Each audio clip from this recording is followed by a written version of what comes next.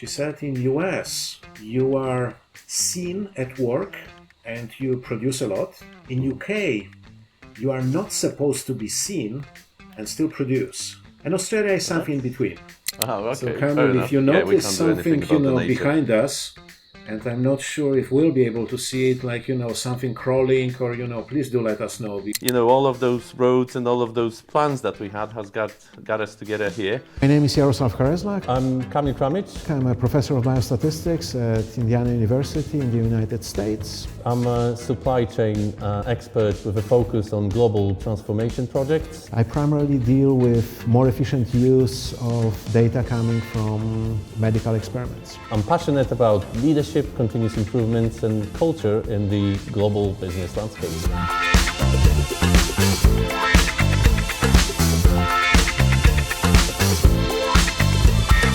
So just wanted to say that all the opinions in this podcast are our own and they do not represent the institutions that we're associated with. Hello and welcome. We're recording our podcast from yet a different place. At least two of us are in Sydney, Australia, and Kamil is still in England. So today we have a guest. And our guest is Professor Armando Teixeira-Pinto, and I'll let him introduce himself. Hi everyone. Hi Kamil. Nice meeting you finally. And hi Jarek. First of all, congratulations for this project. I've been following from the start, and it's really exciting. So as Jarek said, my name is Armando Teixeira-Pinto. I'm a professor of biostatistics as well, but at Sydney University here in Australia. Hi, Armando. It's really I'm really glad you're actually our first guest on the podcast. I mean, when the millions of followers and the world tour of Two Poles Not So Far Apart is gonna go around the world, and we'll be doing all of that. You can actually say about yourself, you're the pillar of all of the hopefully wonderful list of guests that we're gonna have over here. So I'm really glad to have you here as well.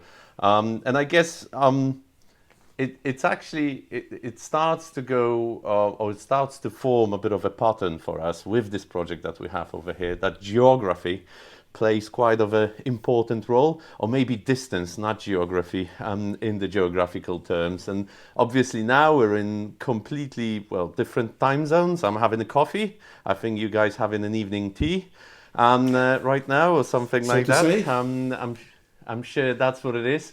We're obviously, thousands of kilometers apart as well, but yet, all of those roads and all of those plans that we had has got us together here to meet for the first time online for Two Poles Not So Far Apart. But if you think about that, because obviously you work in academia, Armando, but I think you had a very interesting career. I mean, in the geographical terms as well. I think you've worked through a number of places, and you did your career got you through a number of different places in the world. Is that true? That's what Jarek told me when he described your career. Yes, a little bit. I wouldn't call it interesting, but I've been around the world. I was born in Mozambique, in Africa.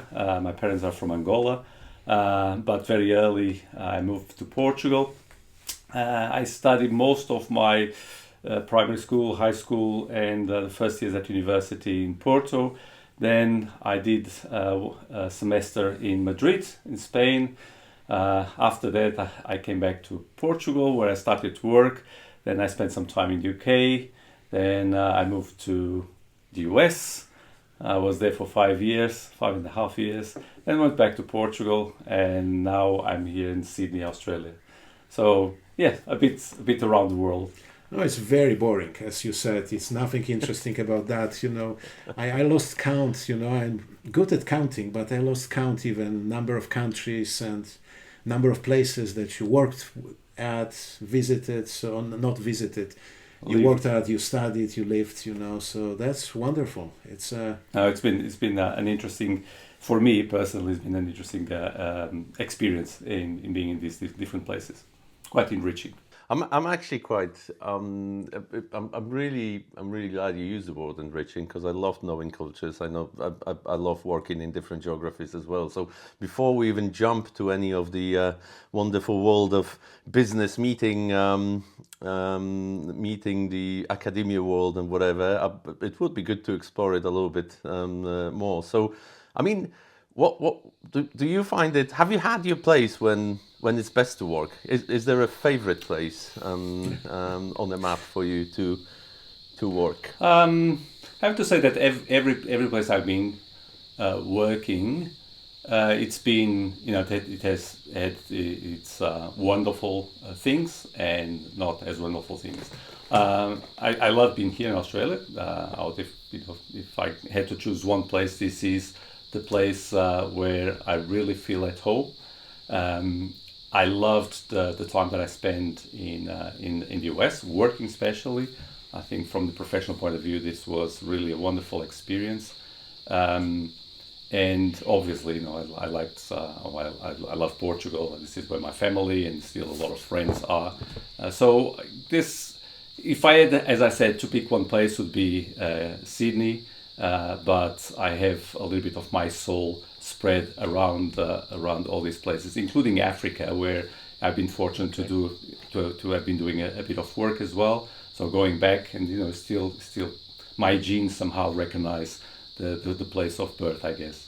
Right, Armando, Jarek, there's I'm hearing like a kind of a weird sound. Is that something wrong with your microphone, something there, or what's going on over there? No, I guess these are the cicadas outside. So I have to say that despite living in Sydney, I live in the suburbs of Sydney. This wonderful neighborhood is called Wahroonga, and my house is in a patch of rainforest, and I live literally in the middle of the bush. So there's quite a few animals outside, and that the sound that you're listening to is cicadas. There's also a storm coming, so I think they're becoming a bit more active. So I guess this is the background noise. It's quite loud, actually. Oh, okay. So Kamil, if you notice something, behind us, and I'm not sure if we'll be able to see it, like, something crawling or, please do let us know, because, as you know, I'm scared of spiders and snakes. So, this is what I'm always made fun of when I'm in Australia. We need a safe word then, a podcast safe word then, that's going to say like, Just say spider. Right. If one passes behind, it's going to be pretty clear. Right, That's I will true. do it then. That's true. Has it ever happened though, Armando? Yes. So there's quite a few, especially spiders around here. Inside the house, I've seen mostly huntsmen, which are harmless. They're quite big. It can be the size of a hand, but they control the mosquitoes and the flies. So we sort of let them hang around. I had a couple of them here in my office. Yeah. There's some nasty ones that you don't want to have very close to you, like the Sydney funnel web. We do have in the bush. So this is something that you have to be aware of when you're walking outside in my yard. Also, other things like, for example, a leech. Yes, that can just. Yes, as you know, it's part of also the rainforest. This is very humid, and we do have leeches around. So they're quite harmless. They suck your blood and they just suck your blood. Yeah, make you breathe a bit, but nothing more. Some people pay for it, Jarek, to actually have. I know. And that's more money. So yeah. There you go. You might think. Entrepreneurial spirit, right? Start a business, right here, my place. So here you go. I mean, creating a podcast can be very dangerous. So Jarek, I'd really like to, give you a big thanks for actually, being the one of the two, which is, putting yourself in all of that danger over there. Yeah, going to the war zone with the animals. Yes, that's the That's where you are. That's your life. We also have, nice animals like wallabies and some wombats and kangaroos. A couple of echidnas. So yeah, wallabies are small kangaroos. And a couple of echidnas passing here close to my house. It's quite a nice place. Okay, fair enough. No, that seems really good. I need to visit then. I need to come over. The next one we'll do all in person, and the three of us. Yeah, I did once had a slight plan to come over to Melbourne, actually, not Sydney. So I know it's far. It's quite far away, but it would be probably the closest I've been to Sydney. There, but it didn't work out in the end. Yeah. It's also a nice city, not as nice as Sydney, but also a nice city. I agree. Okay, fair enough. I'll remember that. And I mean, look, even the way how you, I guess, we talk about animals, and we talk about those, like spiders controlling the mosquitoes and all of that things. I think it really nicely connects with some of the, I guess, cultural differences that we have in our workspace on in academia as well, around how do you deal with problems. I mean, for me, having a spider at home, which isn't the nasty one, but it's big as a hand, being a pragmatic approach for controlling the insects is actually a very I'd say Australian approach to problems that you would see, and the ways how you do it. I mean, I've worked in probably 3 geographies so far. In the States, very long time ago when I was a student, and that was a casino, so a completely different one. But I definitely see a massive difference between Poland and the United Kingdom. The approach to work, to problems, to even scheduling a meeting is a completely different. Completely different fairy tale if you look at it. Or even if you want to go for a beer with your mate, in Poland probably happens very ad hoc. In UK, it needs to be a bit more planned, at least from my experience. Do you have any, I mean, Jarek, I'm sure you travel around the world as well, but you guys, do you see any, big difference between Portugal or Australia or something? Do you have any interesting examples of things that or insights that you've seen already? Going through your careers? Oh, absolutely. Especially in terms of work, the differences are massive between Portugal and the US and now Australia. I would say that Australia is a bit between what I've experienced in Portugal, Spain. UK was a bit different, but in terms of work culture, the US, as you know much better than I do, there's a very strong work culture. I think there's this idea that people, to be professional, have to be seen being working all the time. Australia is a much more relaxed attitude to that. There's a very not as intense social life as, for example, we have in Portugal, which is much more casual. It's this South European country, so people are naturally warm, and this leads to a very easy relationships. In Australia, as I said, somewhere in between, but clearly people separate work from their personal life. And for example, something that I was not used to in the US, here is very common at 5 o'clock, for example, to people to go home, and that's it. At universities, pretty much there's at 5 o'clock p.m. This is quite early, but again, people work well during the day. I think the productivity here, at least in the universities, this is where my experience is quite high, but people enjoy their life. So I don't surf, but for example, I have some friends that surf. They'll go to surf before work, then they'll go to work, and then at 5 o'clock they usually go back home to their families. So I may add something to that. There was this anecdote. It was one of my first times in Australia, and actually this was your colleague Armando, who she's from England, and she actually told me this anecdote, comparing working styles in US, UK, and Australia. She said in US, you are seen at work and you produce a lot. In UK, you are not supposed to be seen and still produce. And Australia is something in between. So, this was, we're talking about pre-pandemic times and, all these times when things were, I don't want to say more normal, but in a sense, they were not affected by this kind of working at home. So this thing about not being seen, and I'm talking about academia here, not being seen at work in UK, but, coming up with results, coming up with ideas and so on, This was something that I never heard about. I think the idea is that you're sufficiently good that you don't have to put a lot of effort to produce a result. Yeah.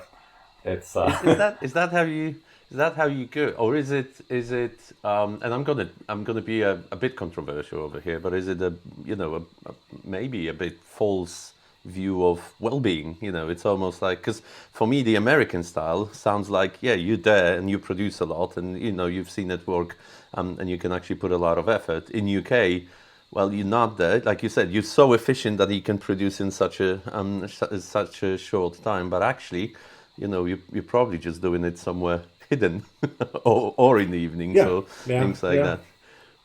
Yeah, no, absolutely. And it's an interesting factor when you mention that, because I guess the work-life balance is well-being in business is a huge topic right now, and good. I mean, I think it's a really good way, but I personally think that well-being is very specific to, a human being themselves. So each one of us is, I guess, resting or liking different things. But I think there's a cultural element to it as well. I mean, you mentioned, Armando, that, the 5 o'clock in Australia, you mentioned people go surfing, and I guess well-being might be something completely different for an Australian, or someone who spent a lot of time in Portugal and now moved to Australia, or maybe for American as well, or a Pole in America. And do you have any thoughts around that? How do people? Yes. What is well-being for people? And this is why I was saying that amongst all the places that I've been and worked, Australia is really definitely my preferred one, given this balance, work-life balance that they have, and I think they really have an excellent combination. Obviously, there's a lot of factors that contribute to this. Right, Australia is a very rich country, so people can also afford to have this nice work balance. It is,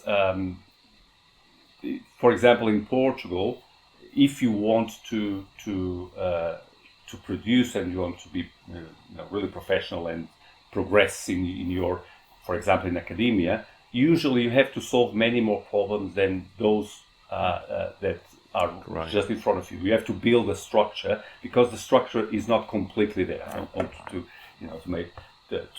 make extreme comments, but things are not as organized as, for example, in the US or here in Australia. So if you want to build something, you basically have to build a lot of foundations, because foundations are not there. Here, for example, in Sydney, it's much easier to work because the foundations are there. So you just have to put your effort on top of that. And because of this, it really allows a very nice work-life balance. So, Kamil, if I can ask you a question, actually, since we are talking about these cultural things here, because I'm originally from Poland, but I haven't spent as much time there as you did, and you had your career already in Poland, and you said even organizing a meeting, it's different. I just, if you don't mind, I would like to compare those experiences, because then we can say something, you can say something, Armando, about, your experiences, and I can say it in the States, but why don't you start, Kamil? Yeah, I always, whenever people, I'll come back from a more general statement. We got to the meetings bit, and when people ask me what do I miss in UK from Poland, there's always two things: the space. There's a lot more space, but the other thing, which I think it's much less definable or easy to define, is the chaos factor. So UK has much less chaos in like everyday life at work or everywhere else. And if we come back to the meetings, I mean, it is changing slightly. Obviously, the companies are getting global, and I've had experience mostly with like international companies, so it starts to sort of level out or standardize itself. But there are many more ad hoc meetings in Poland, or there are many more meetings without a very structured agenda. In Poland that can still come to an output. So to give you a really practical example, it's quite common. You do like a post for a meeting in UK. A post is a purpose, objective, structure, and timeline. So it's basically you don't go into a meeting, or even people will ask before they even reply to a meeting request. They'll say like, right, can I get some structure? Can you give me, all of the elements and what we're trying to get out of that meeting before I'm going to go to it? In Poland, it's probably not going to happen. I mean, it will at certain levels. I guess it might be. There might be an element of like, who do you invite to these people, and seniority and just lack of time. But quite often, it's in Poland what you'll find like, oh, let's just meet, and you literally just scramble for a moment, have a conversation around something. It's quite chaotic at times. There might be quite many more emotions, or maybe it can appear more emotional, and it sort of gets to an objective in a much more chaotic way in general than the one that I've experienced in the UK. So it's I think the Polish culture still has more of this how you could pull it in one sentence. There's a much more chaotic way to get to an objective versus the UK. In UK we really invest the time in preparation, in the structure, in getting the agenda right, and making sure that we really know what we're trying to do. And actually, it can be very frustrating for a Polish person, so it works both ways. It's like I completely the Polish person understand. I completely understand that. I would have exactly the same comment about Portugal. This unstructured meeting that is decided on the day. I have to say though that something that I've navigating in this improvisation world, that is basically how we approach problems in Portugal. Is also always in an improvised manner. It also gives you a lot of training for when the situations are not very linear, and you have to solve certain problems that are outside of your common problem. I feel that the experience that I brought from Portugal helps me to navigate much easily in such a world. This was something that, for example, I noted in the US. Things roll very well in very well defined problems, but if the problems go a bit outside the norm, people get a bit lost and quite frustrated, and everyone sort of panics to approach things.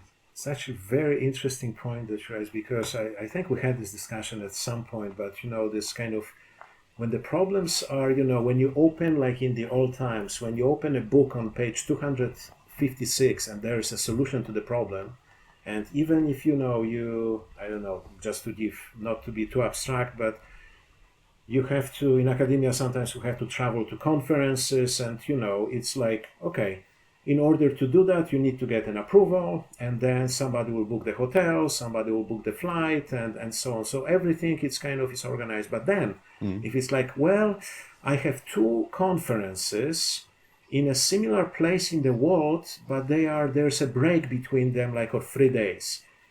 Should I come back and go back to the conference?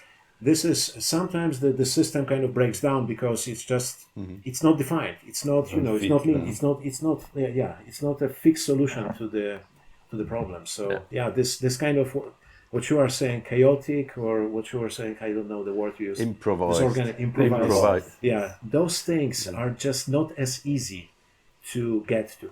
If you find the topics in the discussion interesting, please do subscribe and push the subscribe button, because that will allow us to make many more interesting subjects into our conversation. Yeah, we will have guests, we will have, we'll talk about other interesting topics, so let us know. What do you think? Let us know what you think and push that button, please.